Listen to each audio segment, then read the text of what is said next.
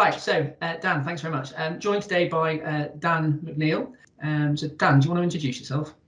Yeah, I'm Dan McNeil. I'm currently one of the heads of engineering at ITech Media. I've been kind of around in various industries as an engineering leader for quite a few years now, mostly in London. Yeah, brilliant. So what I want to start with, Dan, we touched on it in the last time we had a chat, is actually on your sort of LinkedIn heading, not your average engineering leader. Let's start there and see where we go. Yeah, that's a phrase that picks up quite a lot of interest, and I think it's a kind of multi-level phrase. I mean, firstly, you get the fact that I have a huge collection of hoodies and I'm always in front of an enormous Dalek collection when I'm on video calls. I'm in the office today, so no Daleks, but when I'm at home. But I think there's a kind of more fundamental meaning for it for me, which is, as I kind of was a developer and as I was a junior leader in teams and a manager of teams, I kind of never felt like I fitted with the mold of what I saw as a leader. The leader were, they were the people who told you what to do. They were confident, they were outgoing, they knew the answers. They didn't seem to suffer with stress. Stress was seen as a bad thing. You were taught how to be resilient to stress rather than, how to feel it.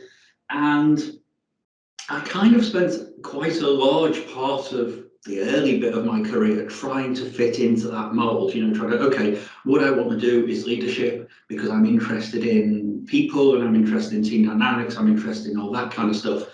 In order to do that, this is the kind of person I need to become. And I think it's been only in recent years where I've kind of found the confidence to say, actually, I don't need to do that. Actually, there is another way of being a leader, which isn't to be, the person, usually a man, frankly, in that kind of confidence booming, I know the answers, I'm the leader, follow me position. That just wasn't me. And so I've kind of become a lot more open about, the fact that I'm an introvert, the fact that I do suffer from depression and anxiety, the fact that I'm openly gay in a leadership position, which you might say in 2021, oh, that's not an issue, but actually, it kind of is a bit for some people. I think I've become more confident in talking about that stuff in recent years.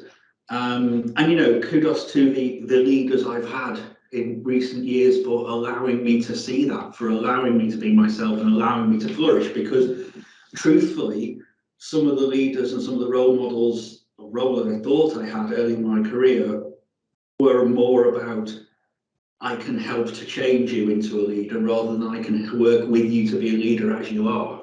Yeah. Do you think, was there a particular sort of light bulb moment, if you will, when you realised that there wasn't any need to sort of pretend or try to be somebody different? I mean, because it sounds as if you were sort of consciously trying to be this, I have to be more confident and pretend to be extroverted so that I can be a leader. And was there a moment when, whether inspired by somebody else or just something that happened, where you thought, you know what, actually, if I'm supportive in my role as a leader and I'm helping people and then we're achieving the goals we want, does it matter how I do it? I think there've been kind of knocks both ways on that.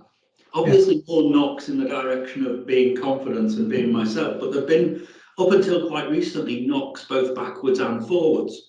So, I remember a manager of mine who is actually, still a friend, probably one of my best friends these days, who was the first that when I was talking to him in the office, he was like, are you okay today? And I'm actually, my mental health is terrible today. I really don't want to be doing this. I'm really not up to it. He said, well, why don't you take the day off? And that was the first time somebody had introduced me to the idea that mental health can be a valid reason for taking a day off work. And I know that sounds ridiculous because we take it for granted now, but that was a light bulb moment. And, he knows who he is. I don't need to name him. And there was another light bulb moment actually in my previous place before here, so very recently, in the past couple of years, which was where a manager had kind of said to me, your leadership style is not typical, but actually it works and you really do own it. And I was like, okay, cool. People are seeing this in a way that actually I am a bit quirky. I am a bit my team meetings have a sense of levity about them. The way I interact with the team is always to make it a bit fun, make it a bit quirky, make it a bit interesting. Presentations are never dry. News is always shared in an open, transparent, but a kind of an interesting way. But on the flip side, equally within the past few years, I was in a job and somebody in a senior position within the company during my first few weeks said to me, actually, you're kind of, you bring a sense of humor to this, you wear bright hoodies, you do all this. There's some people in the business who might not get on with that, so you might want to tone yourself down a bit. Mm-hmm. And with hindsight, I look back at that and I'm not going to say what I think, but I think quite strong things about telling somebody to tone themselves down. Yeah. But on the other hand, I think that it is, it's true that not everybody's style is for everybody else. Yeah, absolutely. And just as I don't want to change me to be like other people, I don't want to impose my style on other people. You have to meet in the middle. And so there was another instance actually quite recently where I was attending regular therapy and still am. And I put that into my work diary, block out an hour a week for that. And somebody quite senior in the company reached out to me to say, you might not want to make that a public thing in your diary because you might not want people to see that you're going to therapy. Right. And I hid it in my diary. And I wouldn't do that now. No. But I that kind of, that was a knock in the other direction. That was a knock of actually, don't be open about this kind of stuff. But actually, what I thought to myself is, if somebody in my team sees that the manager or the leader of the team is hiding from their diary the fact they're going to therapy, what message does that send to them if they're somebody who's in therapy? Yeah, absolutely. So you've got to think about what it projects in every way. I think the sort of the manager you'd like to think was hoping that perhaps he wanted to save embarrassment, or it didn't sort of spark any, or didn't show perhaps weakness, which is a very narrow way of thinking anyway. But that you've got to look at it from every perspective. What if there's somebody in your team that could actually see that as a real crutch and a real support? Well, my leader's going through something similar to me. I think that's going to build a stronger working relationship, and that sort of it sounds like that perspective got overlooked, which I think does coincide with what you sort of said at the top of the call about that traditional leadership mold, and confident and got all the answers and don't need any help. I'm the help. It's quite old-fashioned. But yeah, it's an interesting point you raise. I wanted to touch on something else you mentioned just then, about your team meetings. You sort of say you try and make them interesting, a little bit quirky. Do you think, is that something that you do because it makes it easier for you as an introvert, or do you find it helps the team and it's more engaging, or is it a mixture of the two? It's a very interesting question that I've not reflected on before. I think I do it because I think probably both. Yeah. And I obviously got to be kind of careful with it. You can't turn it into a stand-up comedy routine. I think I do it for me because I am much more comfortable talking when I'm informal. I'm more comfortable talking in informal situations than formal situations, which you might think for somebody who is slightly anxious, maybe having the formality of a script would make it easier. And actually it doesn't. I'm much more comfortable in an environment like this where I'm just talking off the cuff. And so I try to make the team meetings feel like that. They have a flow, they have a structure. I always said that everything you present should have a narrative, should have a thing that runs through it that connects it all together. Yeah. And I found that it does really help me to base that in kind of slightly light-hearted. It depends on the news, it depends on what you're saying, obviously, but to keep it kind of honest to me. But I have actually found that the team engage with that as well. So it helps me, but I think it helps the team. I think it helps engage the team. Firstly, on the level of if you present very dry information in bullet pointed lists, nobody takes it in. was if you talk around stuff, people listen to it. There's firstly in that regard, but secondly, the one key thing of my team meetings, and haven't reached that here, I've only been here a month, but Yeah, you know, in team meetings, previous places, is the amount of chatter that goes on in the chat, the amount of questions people ask, the amount of engagement there is, and frankly, the fact that people are not afraid to ask the difficult questions. They're not afraid to put me on the spot by saying, you mentioned this thing, but you didn't mention that. Why did you not mention that? I think by creating the open atmosphere, by creating the atmosphere that's fun and inclusive, you're actually giving other people permission to contribute to that atmosphere. definitely. Whereas if I went into a meeting and said, right, hello, I'm here, I'm the manager, here are my 10 pieces of information I'm going to give you, 1, 2, 3, 4, 5, 6, 7, 8, 9, 10, right, there you go, bye, any questions? You know, nobody's going to ask anything, but if you are kind of back and forth, making it a bit fun, leaving spaces for people, engaging people in the content, I think you do create that space for people to, you know, to hold people like me accountable. And I think that we should all hold each other accountable in a company. Definitely. I think, you know, that open forum is, like you say, it's far more conducive to open conversation, and part of being a leader, manager, we'll come on to that in a minute, is that it's a dialogue. It should be two-way. Certainly in, you know, like you said, in 2021, it's not a list of things, go and do them. I'd like to think that management and leadership has progressed from there. I'm not in a management role in my current position, but I have been previously, and I've always sort of tried to pride myself on trying to be a leader rather than a manager. Someone that I'd like to think tries to inspire, tries to engage, has that two-way, that open dialogue where, like you say, you're as accountable to the team as they are to you, and vice versa. And I think I summed it up on a podcast I did with somebody around the topic, and I think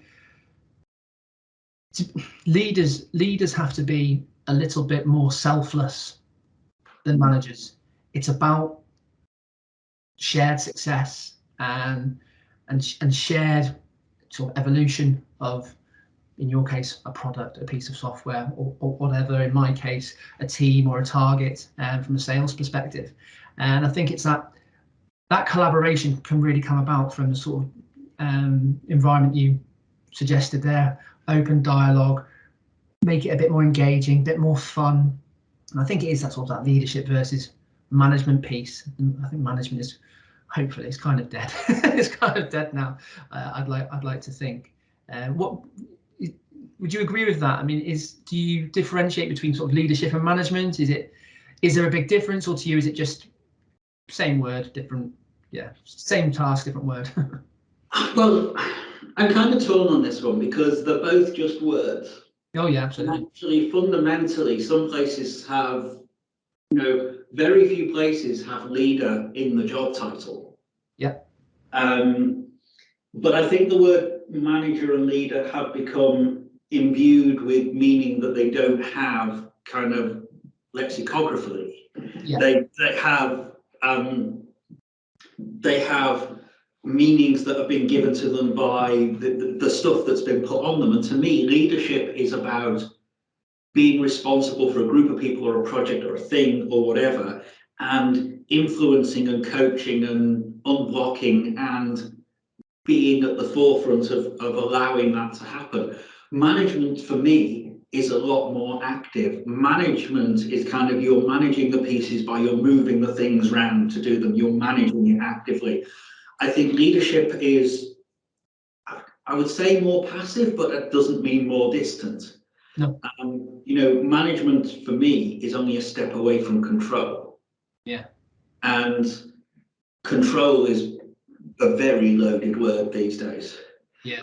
And what's interesting for me is that if we say that leadership is kind of the thing that we aspire to, which is, you know, being in a position where you are there for the team and they are there for you, you're part of the team, you know, you're not above them in any sense, you're just fulfilling a different role, you're fulfilling a coordinating, overseeing role within the team. It's amazing how many leaders become managers when they get stressed. It's amazing how many leaders forget that when you're stressed, you can still trust people to do the things. You can still work with them. It's amazing how many managers grab the controls. You know, like a driving instructor going, you know, somebody's careering towards a busy junction, they'll grab the wheel or hit the secondary brake. It's amazing how many leaders talk a good game on leadership, but then grab the controls as soon as they sense anything is veering. Panic ensues and grab the. Don't get me wrong, sometimes you know, in a crisis, in an emergency, in a production outage, somebody does need to take a point of saying, you do that, you do that, you do that, you do that. Yeah.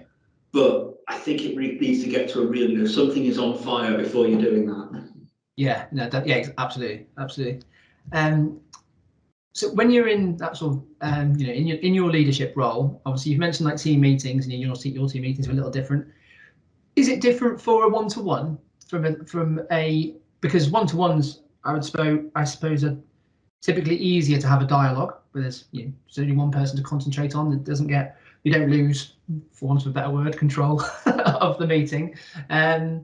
So would you say that you handle that situation differently? Are you sort of more or less comfortable dealing with just one person, or how does that come out? Personally, I'm much more comfortable dealing with one person, and that's kind of like an anxiety introversion thing. You know, I love talking to people, but I'm much happier in small groups than I am in large groups.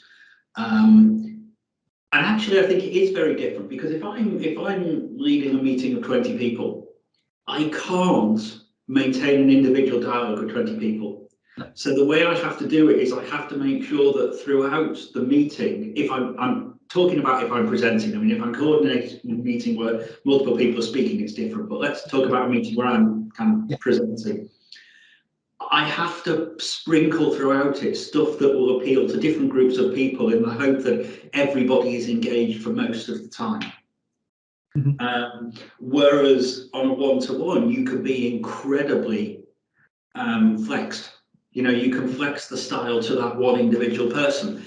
And actually, I do flex my style an awful lot. I'm different versions of myself with different people. And I don't mean that in a kind of clandestine way that I fundamentally change who I am or lie to them or anything. But some people don't like jokes in a one-to-one. Some people do. Some people, you know, let's take a concrete example. If somebody did something really, really good in your team and you wanted to give them a compliment, you can do that by saying, that thing you did was really, really good. I really appreciated that. And some people really go for that, but some people will be uncomfortable with that. And at the far other end of the spectrum, I know people where I would actually say, oh, that thing you did was so awful. You know, you're being sarcastic. Now, a lot of people would say, oh, you mustn't do that. But actually, if the person is uncomfortable with direct praise, you have the relationship that they know what you're saying, that by saying that to them, you're giving them the same feeling. You're still telling them that they did a good job, but you're doing it in a way that flexes to them. And that takes time. You know, it takes time to build up that rapport with people. I think in one-to-ones, it's important as a leader to remember that it is mostly the other person's time. It's not your time. A one-to-one is not for me to grill or find out stuff from one of my team. It is their time. I'm there for them. And yeah, I might go in with a list of things I would like an update on, or things I would like to find out about, or things I'm interested in. But they should be the ones who set the agenda. They should be the ones who even set the tone. And yeah, you can't do that with 20 people, because 20 people can't all set the tone. But having said that, teams do have cultures, teams do have feelings, teams do have things. So you can bit, but the bars tend to be wider. You tend to have a wider range during a big meeting. And it takes time to understand those cultures, and takes time to understand team dynamics, individual dynamics. You might have somebody that behaves differently in a group to how they may behave in a smaller group or one-to-one. So you've obviously recently started at ITech Media, first, 3-4 weeks in the role. As somebody who, like you say, is anxious, introverted, how do you go about meeting a team? How do you go about building those relationships and that team? Because it's perfect timing to sort of ask that question, really. It is, and it's really tough. And, you know, even people who don't suffer with anxiety as an ongoing thing, you get anxious in a new job. Yeah. You know, the key thing for me is I came from a place before where I was in quite a prominent position in the business, so I knew everybody. I say knew everybody. I was known throughout the business. I knew people. Doors were open to go and ask people questions and stuff, and you didn't have to explain where you're coming from. And also, you kind of knew where everything was and where to ask the questions, and you find your way around. And this isn't an advert for ITech, but ITech does have a brilliant onboarding week. So for your first week, you're not immersed within the team. You're with a group of new starters who are starting on the same day. You're all in the same boat. You do 4 days onboarding, and then the following Monday, you're in it with the team. Yeah. And yeah, there were times during that week where the feeling is, oh, what have I done? You know, I've gone from a position where I knew where I was. I've come to this strange landscape where I have literally no idea who anyone is. I have no idea how people relate to each other. I have no idea what our code looks like, what the architecture looks like. I only barely know what the team does and what they, you know, what they're releasing. So, and it is tough. It is tough, especially somebody like me who, as you say, is introverted. I'm not the person to go around the office shaking random hands, although I don't shake random hands in these days anyway, but you know, bumping random fists or whatever, yeah.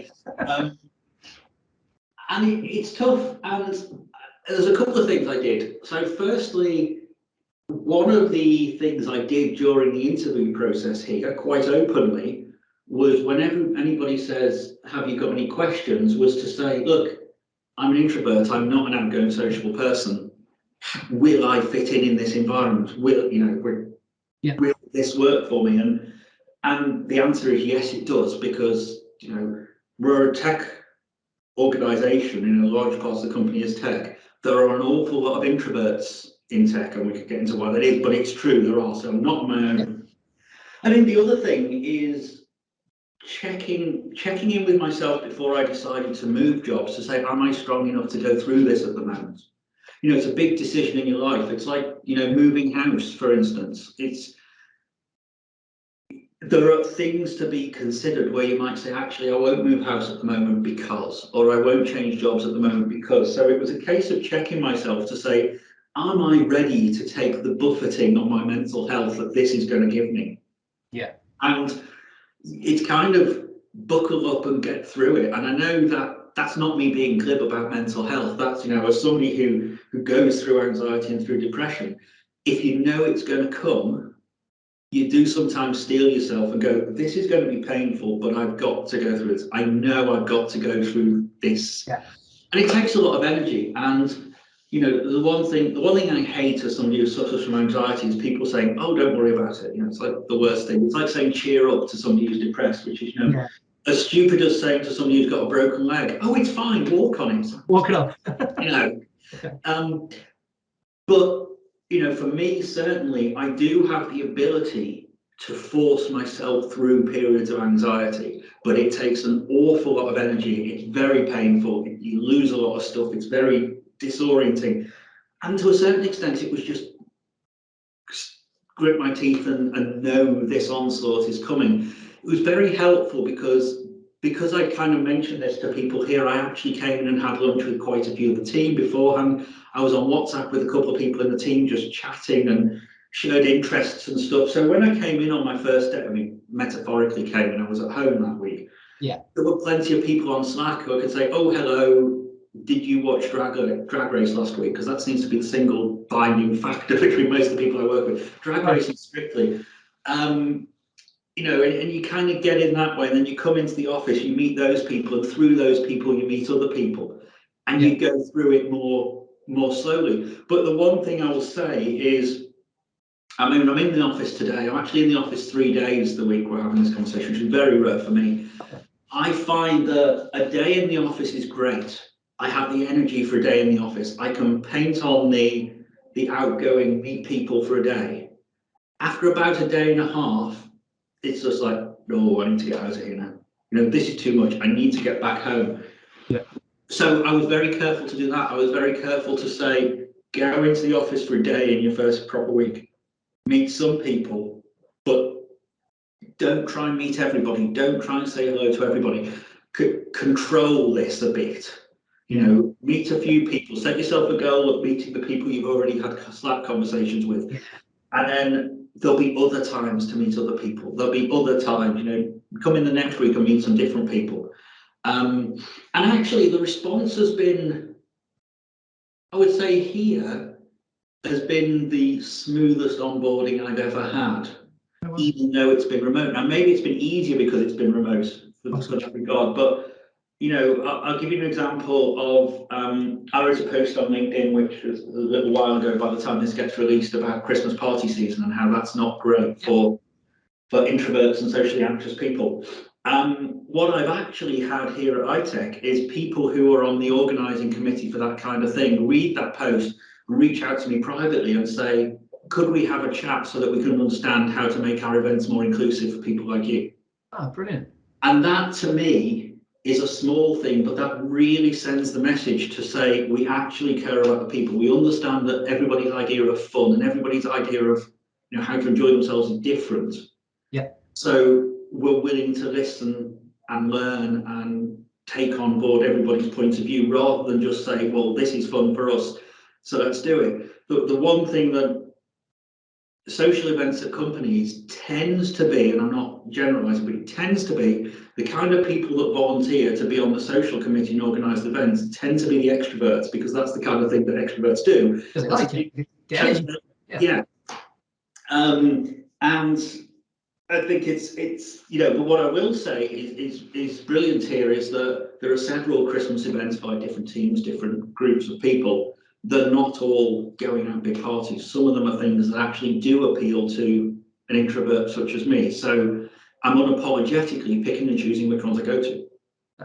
Yeah, I suppose that's one of the reasons why there's different events, but also, you know, I think it's really good, a really good indicator of the type of business you've joined, that, you know, they have made the effort to contact you privately. I saw your post, and not just say, yeah, no problem, completely understand, but actually say, well, can we talk to you about how we make our events more inclusive? That's brilliant. That's what, you know, that's what you want from a business. They obviously take their employees, you know, into consideration. It's not just, oh, it's a Christmas party season, let's rent a venue, let's put as much money behind the bar as we can justify, and let's, you know, turn the music up. It's different strokes for different folks, as they say. Yeah, one thing we do here is that we do, now there's things like, you know, there's various different categories of personality types, and there's Myers-Briggs, which is the big one. And I'm skeptical of taking those things too literally. Mm-hmm. But there is something to be said doing the exercises that give you your personality type, or which of these buckets that you put into. I think it can get a bit too much like horoscopes when you get big long descriptions of this person will do this person will like this color. It's like none of that. But there is utility in saying this person is very formal and businesslike, and the way to deal with them is to be formal and businesslike. This person thrives on interpersonal connection, so you can be a bit more informal with them. And I think that is useful. We actually have a tool here where people can register that kind of stuff. And actually, when you look at a team of people, so for instance, the leadership team for the part of the business I'm part of the leadership team for, we all know which of us are extroverts, which of us are introverts, which of us are likely to speak up, which of us are not.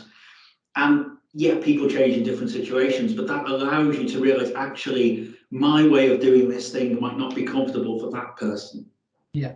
You know, conflict resolution is an interesting one, because some people just like to have a blazing row, get it out there, and then go and have lunch and forget about it. Yeah. Whereas I do not like blazing rows.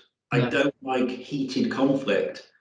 I much prefer rational discussion. Yeah.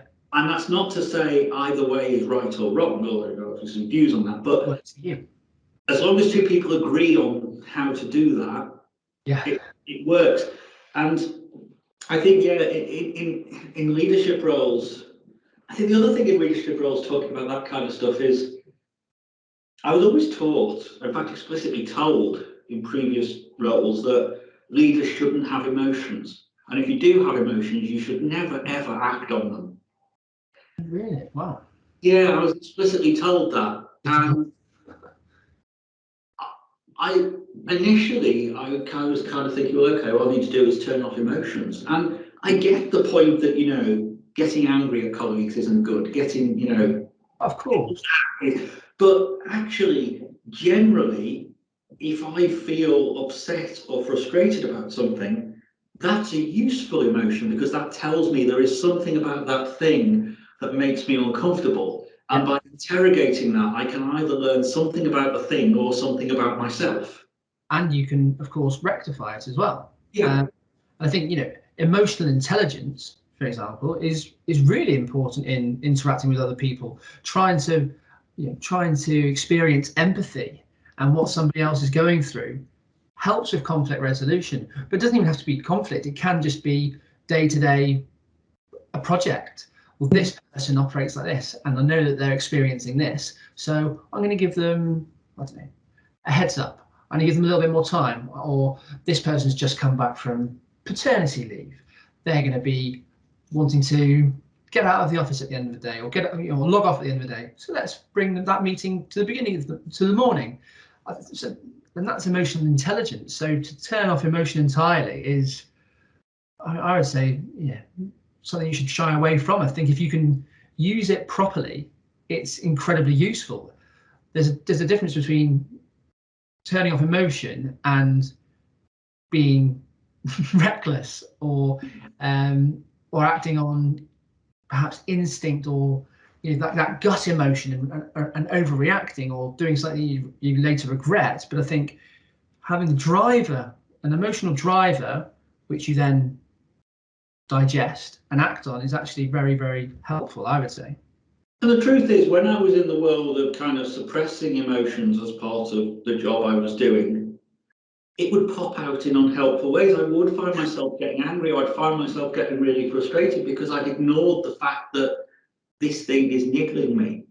Whereas if I'd said, that thing's niggling me, why is it niggling me? What is it about that that's making me feel uncomfortable? But I can't do that alone. You know, part of that is if you don't have peers and leadership around you with whom you can have that emotionally intelligent conversation, you don't have a choice other than to bottle that up. Because if you have a leader who's saying emotions have no part in business, don't talk about how you feel about stuff, who do you go to say, that thing we've been discussing, I feel a bit uncomfortable about it and I can't quite place why.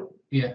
I would like to have both a leader, and I would like to be the leader to whom people can come and say, that thing is making me frustrated, or that thing is making me feel slightly uneasy, and I'd like to explore why, because it's either something wrong with that thing, or I've got something to learn about myself and how I'm reacting to it, and I'd like to explore that. But you know, the world's changing, but I don't think leaders typically are open to those kind of conversations. I mean, even if you take, you know, people that are really admired now, could you imagine going to Elon Musk and saying, I'd like to talk about how I feel? I mean, even from his public persona, not going to happen, is it? Yeah, no. Well, it certainly doesn't come across like that, like you say. Exactly. But what you project is how people interact with you, isn't it? It's the facade, in some cases, of what you put out there. That's what people interact with, unless they're very, very intuitive and masters of psychology. Most times, whatever you project is what the world will interact with, isn't it? It is, and I don't think we should rely on people in our teams and our peers and our leaders to guess what we're feeling. Absolutely. I hear that a lot as well. You know, oh, that person, you know, talk about performance issues. People will say, oh, that person was underperforming last week. Well, that's probably because. Like, why are we speculating? Why don't we just ask them? Absolutely. Yeah. And you know, if you ask them, you create the place of psychological safety where somebody can say, you know, I've just had a new baby and I'm not sleeping, or you know, a member of my family's ill and that's playing on my mind. And that's something you can do something with, but your own suppositions, you might end up dealing with the wrong thing because you're going on what I think there's a lot of projection goes on. You know, leaders say, well, that person's doing this. This is the kind of thing that will cause me to do that. Therefore, they must be having this kind of thing. It's like, well, no. I think the other thing about leadership is that I've had people till quite recently tell me that resilience is part of leadership. And I think resilience to some things is, resilience to change, resilience to having to make decisions without having all the facts. That's all, that's stuff you need to be able to do. But if I don't appreciate the way somebody's behaving or the way somebody's doing something, or if something I feel is wrong, I feel like it's putting the emphasis in the wrong place to tell people that they need to be resilient to that. It could be that it's the environment that needs to change, not the person. Yeah. And I hate the interview question, how do you deal with stress? And you still get asked it. People are like, oh, how do you deal with stress? It's like, well, I try not to get myself into professional situations that take me as far as stress, because I'm emotionally intelligent enough to interrogate what I'm feeling before I get there.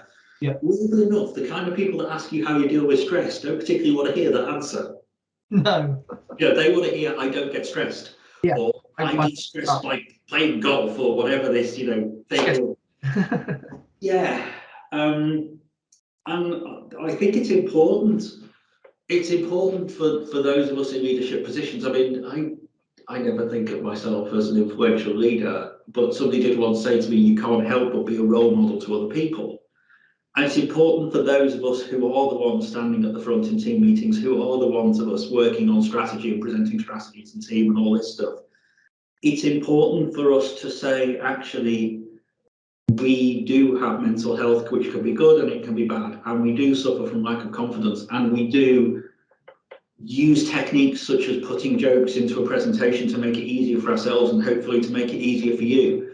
Yeah. We need to think of leaders as people, not just as kind of these ultra confidence robots. Absolutely. I think that's really interesting. I think it's really honest as well, because we're all people at the end of the day. So thank goodness we're all different. Yeah, exactly. We don't all fit into a mold. You mentioned loads of things there that I want to touch on. I'm just trying to think where to start. I was really interested what you said then about different personalities, different personality traits, Myers-Briggs, etc., etc.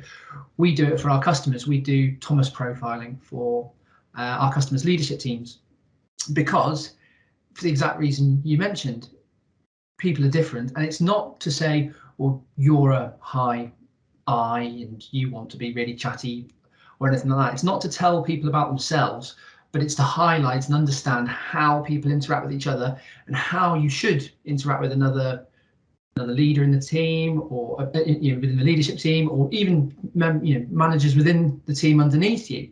It's about how you interact. It's not to tell you about you. It's to understand the demographic between different individuals within an organisation. It made me think of something that I've only recently started thinking of myself in my new role. Like I said, I've been at Jumar since March. Obviously, I operate in a sales capacity, so I think it's probably fair to say I'm probably an extrovert, outgoing, chatty. So my go-to is I want to contact a new suspect customer on LinkedIn, and then I want to have a call, and I want to have a phone call, and I want to have a chat. And see now, you're thinking, Dan, you pick up that phone to me, and I'm going to red button you all day. And it's really interesting, because that is, I think, an indication of wider business, not just my own interaction, but people interact in different ways, and they want to interact in different ways. And there's so many opportunities now. And I was recently speaking to a new customer, and I was just desperate to get them on the phone, because my default over the last few years has been, well, Dan, if you get the right person on the right phone at the right time, they're going to buy from you. And it's just not the case. If you respect your sort of potential customers and you interact with them in the way that's more suitable for them, so that client that replies and says, oh, Dan, can you send me a quick high-level email of what you do? Oh, can we just have a quick chat? No, just send them the high-level email about what you do and then see where things go. So I think that's a really interesting point that you raised about leadership and your team, but actually you can, it's just interactions in general, and not just business, personal as well. We all behave in different ways, and we're all programmed differently. And how you interface with a different system or a different person that's the key, figuring out how you interact rather than trying to make people fit, sort of round pegs and square holes and things like that. It's just change how you interact with people, and that's a really interesting point you raised. There's an interesting one going around, which is because I've had head of or director or whatever in my job title, you would not believe the number of people that reach out to me on LinkedIn, either trying to get me to sign up for offshore development services or recruitment services, or sometimes really weird things that none of those do. And the technique seems to these days be say, do you have any time tomorrow for a call? And that's what they finish the email with. And I think, no, no, I don't, because, and that's not me saying, oh, I don't have the time for a call, I'm too important to take a call. That's me saying that's not how I like to interact. Yeah. I'll say this because it's unlikely that I'll see this, but I'm currently in the process of ordering a new car. Going for an electric vehicle for the first time is quite exciting, but a bit scary. And the guy who's organising it all, I occasionally drop him an email with a question about something, and his instinct is to call me back. Yeah, and I just think, if I wanted to call you, I would have called you. I've sent you an email. Just type a one-line email back to me. Yeah. And I think that, some people love phone calls. They love cold calls where they call people and go, oh, hello, how are your weekend? How's your family? How's them? Like, what are you doing? And I tend to conduct most conversations via WhatsApp or email. WhatsApp generally is the thing for me, even professionally, and even with the recruiters I have worked with, it'll be WhatsApp rather than calls. And I can tell sometimes that they're really fighting the instinct to say, can we have a call? I'm like, you need to flex I'll flex my style a bit, but you need to flex yours a bit to meet in the middle. But as you say, it's not just in, sales relationships, it's also in work relationships. Some people would much rather have a conversation over Slack than they would have a quick call on Zoom. Yeah. And whilst I'm happy to flex to that, I know from previous experience that it's much easier for conversations to go south and become difficult on Slack than it is in a call. Right. And this was a point of learning for me, especially during the pandemic, because always previously I would say to people, can we have a chat? And go in a room and have a chat or whatever, if it was a difficult conversation. Yeah. The temptation can be remotely to have those conversations via text on Slack, and it's never going to work brilliantly. Yeah. I know it doesn't work brilliantly, but a point for learning for me through the pandemic has been to force myself to go, you have to put yourself outside your comfort zone and have a call for this, because this cannot work on Slack. Because once it's not worked on Slack, it's really hard to recover it. So hard to put it back, yeah. But yeah, I can't remember the last time I had a chat on the phone with somebody. I'm genuinely trying to think, and I can't remember it. Video calls, yes, because that's kind of replaced meeting people for coffee. Certainly chats on WhatsApp all the time. Chats on email, yes, but even with family and friends, I genuinely don't know who the last person to call me and have a chat on the phone was. No, it's strange because, as I said, professionally, my default always was pick up the phone. I'm trying a lot harder to sort of interact appropriately with the audience. Outside of work, my mum wants a chat. She's getting one-word answers until it's the end of the conversation. Or if someone phones me up to sell to me, I'll be polite, I'll be courteous, but it's thank you, goodbye. I don't want to do that. I'm not sure. Maybe it's like a busman's holiday. I spend so much time on the phone at work that I don't want to do it. But I'm exactly the same. And I would never phone a friend and just say, "How are you doing?"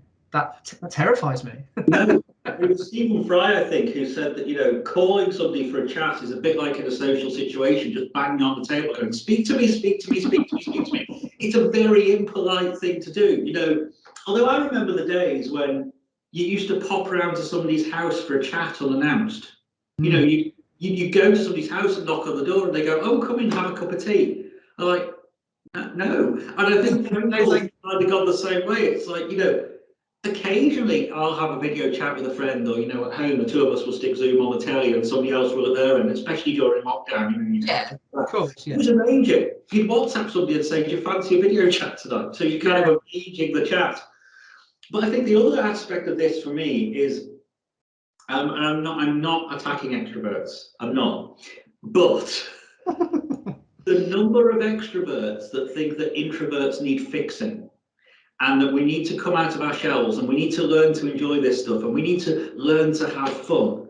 And it's this kind of, oh, you don't like talking on the phone. Well, why don't you try it? It's like, no, it's not that I'm scared to do it. It's not that I don't know how to do it. That's just not what I do. And the party thing with introverts and extroverts, I'm scared of saying, I'm an introvert, I don't like parties. So like, oh, go and have a drink. Oh, why didn't you come along and see if you like it? I'm like, no, it's just not me. And it kind of feels a bit insulting that sometimes people feel there's something to fix. Yeah. Something to fix about people who are different to them. And we never, these days, we would never do that about other aspects of diversity. So why do we do that about neurodiversity? Why do we think that somebody who sees the world in a different way, we have to fix them to see the world in the same way as us? We would, can you imagine if we said the same thing about sexuality these days? Well, yeah, no, exactly. It's and you couldn't even, you can't imagine it. It just wouldn't happen. Have you thought about just not doing that? It's just a ridiculous. It's a ridiculous notion. So to try and tell somebody to not be something that is equally inherent, their personality, their way of interacting with people, to try and change that is, it's just ludicrous. Relax, just have some fun. It's like you say, it's a ridiculous notion. I think I must be quite borderline, because, like I say, I have a very different personality professionally to personally. I think probably personally I am probably more introverted. I get my sort of my energy and my motivation from being perhaps not alone, but wife, kids, at home, Saturday night in front of a telly, having a chat, having a laugh. That to me is, that's what I like to do with my time. I think, I'm not sure, maybe it's an age thing or whatever it is, but it's but there was definitely a time professionally in certain environments I worked at where it was that big Christmas party and all that sort of stuff. And it's interesting how people do, I think you said it earlier, paint on that personality, that facade. Having to do 3 days in the office, a bit unusual. First day is probably a lot easier than the third. Because I was going to ask you about that. Are you consciously trying to be somebody else, or have you learned over your career to be yourself and just apply it in a different way? So I think they are different. And I think that functionally the two can look very much the same.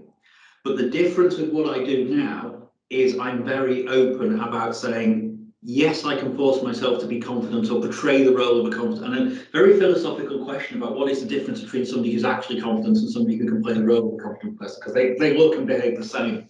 Yeah.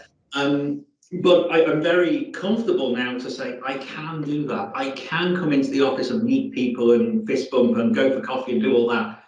But that's not my natural place. And so I'm expending energy in order to do that.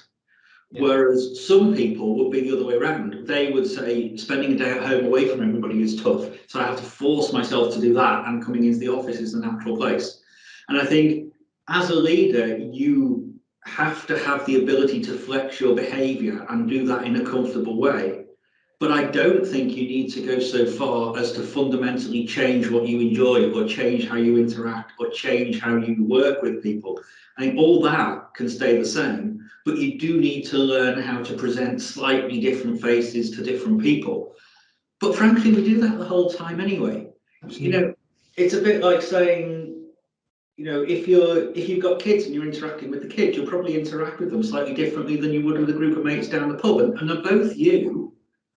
but you're just kind of turning up and down different aspects of yourself. But I think what I would like, where I've got to is to say, I'm honest about that. I'm honest about that's what I'm doing. And I'm honest about saying, people in this job, in the induction week here at ITech, I think I was one of the most talkative people. I was the people taking the lead in exercises. I was the person coming up with ideas.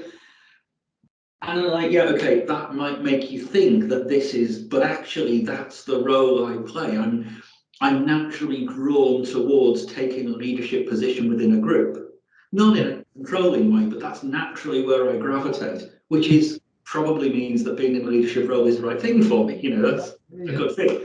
But that doesn't mean I'm confident. That doesn't mean I'm outgoing. That doesn't mean I'm all these other things that you might not, because when I was saying actually this is what we viewed leaders as, when somebody who isn't that becomes a leader, we tend to paint that onto them. We tend to go, in order to be in a leadership position, they must be this, they must be that. And I'm not going to touch on it too much because as two men, I don't really, want to be the one to talk about this. But as I said earlier, leaders were traditionally men, and women are different than men. And I obviously don't mean that in any sexist, misogynist way, but and I think that by saying leaders, we don't need to have this model of a leader as a confident, white, cisgendered man who's middle-aged or older.